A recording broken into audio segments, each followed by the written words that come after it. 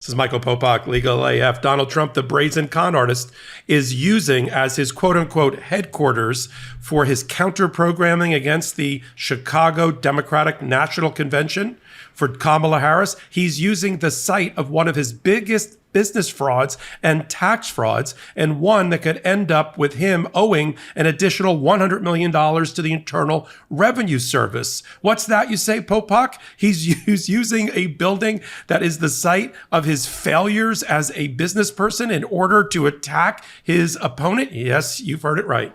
You might have seen already some photos of what the Democrats are doing to do some counter-programming against Donald Trump at the very same building, the Trump International Hotel, which sits on the river in Chicago, flashing on there using a high-powered projector, things like Project 2025 headquarters, and they're just weird, and we'll show those photos now. But let me just dive into something I talked about over 6 months ago, which was the New York Times and Pro Publica doing a joint investigation into that very property in Chicago and discovering that Donald Trump is going to end up owing over $100 million back to the taxpayers because he double dipped in taking tax losses that he wasn't entitled to. Let me break it down for you. When Donald Trump, with much fanfare and as an episode in a 2004 Celebrity Apprentice, extolled the virtue of this great building he was building, comprised of 480 condominiums and 339 hotels, and one of the greatest wonders of the world that he thought was worth, in his own mind, $1.2 billion. Well, that was 2004. By 2008, he had already told the tax man, the Internal Revenue Service, that the project was worthless. I mean, worthless, not worth anything. He would never recoup his investment and tried to take over a $650 million tax loss, which was almost the equivalent of all of the taxes that Donald Trump had paid for a 5-year period in total. In other words, he wiped out and was getting a refund, asking for a refund from the federal government because of the tremendous loss he took in this building that he's now standing in front of, attacking Kamala Harris, saying she won't be a good steward of our economy. I mean, the balls, the brass ones, as we like to say at Legal AF. Now, where's the double dip, you may ask? Well, what the New York Times and Pro Publica figured out is that in 2010, Donald Trump tried to take the loss again. What he did is he moved the building and the ownership of the building from one partnership that he owned to another shell company partnership that he owned, and then tried to take an additional $168 million in losses. So the 651 and the 168 is approaching $800 million, which would basically give him a $73 million tax refund that he obtained in 2010, which covered all the taxes he had paid from 2005 to 2008. So he completely, magically, illegally wiped out his tax debt, got a $73 million refund from the federal government. Now we fast forward, what happens after 2010?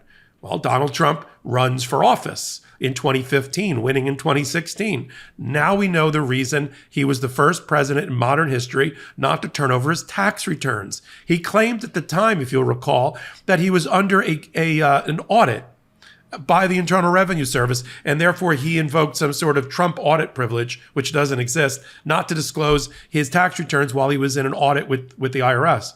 Well, one of the reasons he was in an audit with the IRS is they were trying to figure out why he was entitled to a $73 million refund and how he obtained it. So now we know why Donald Trump didn't want to turn over his tax returns. Now, in brazen fashion, and of course, all the time that Donald Trump was in the White House and his people headed the Internal Revenue Service and he hollowed out and defunded the IRS, they didn't go after him. But there is still an ongoing audit and investigation by the Internal Revenue Service. And if they win and prevail over Donald Trump, which is likely, especially if he loses in November, he'll pay $100 million plus interest plus penalties. That could approach $150 million to the taxpayers. That's on top of the $500 million that he owes to the people of the state of New York for persistent fraud in inflating assets and deflating liabilities and all of that on his personal tax returns. And another $100 million he owes at least to E. Jean Carroll for having sexually abused her, defamed her, and the punitive damages award against him. Have you heard that the flavored air category is quickly becoming the leading alternative to vaping and smoking? It's a whole new movement towards better habits, led by the sponsor of today's video, Fume.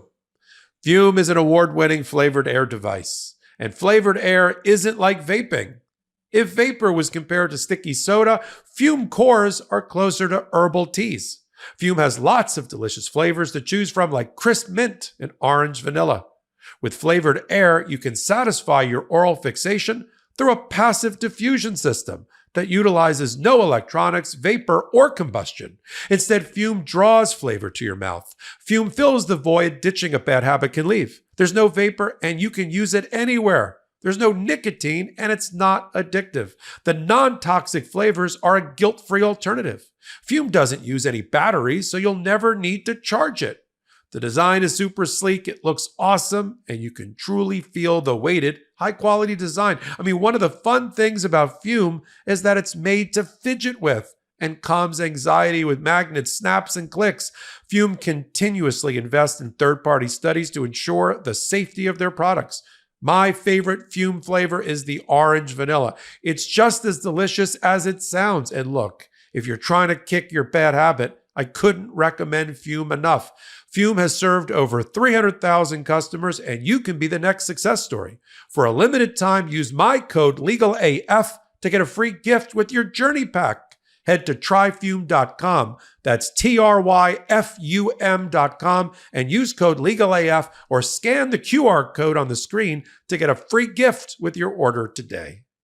Now, when you look at all that and the burn rate of monthly charges that Donald Trump is having to spend for litigation funding, his financials are shambles. I called them shambolic on a recent episode of Legal AF.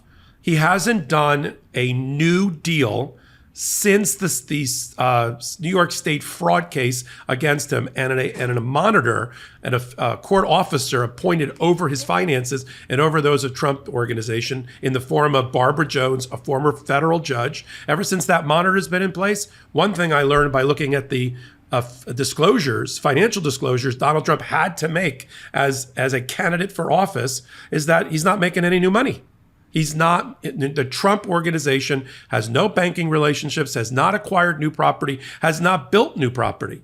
They're living off of old license deals, licensing their names for projects where the Trump name is not yet completely sullied, like in the Middle East.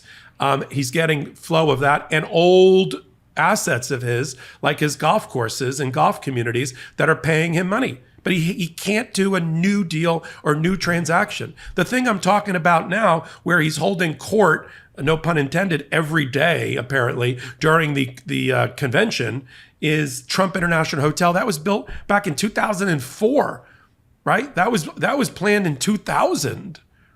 This is, again, Donald Trump trying to drag us back, and we're not going back.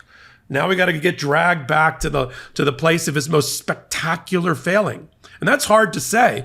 I mean, that's saying a lot, that this is the scene of one of his most spectacular business failings, considering he went bankrupt at least 3 times running a casino.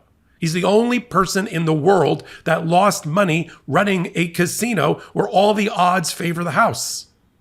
Think about that when you think about who's the better steward for the economy and for the finances and the wallet and purses and pocketbooks around America, Kamala Harris or Donald Trump.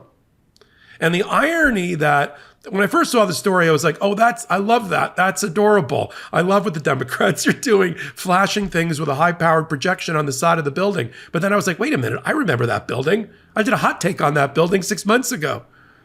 I mean, the brazen brass ones of Donald Trump and J.D. Vance to stand there behind what effectively is a burning building where they stole from the American people tens of millions of dollars in tax refund that they were not entitled to is beyond gall.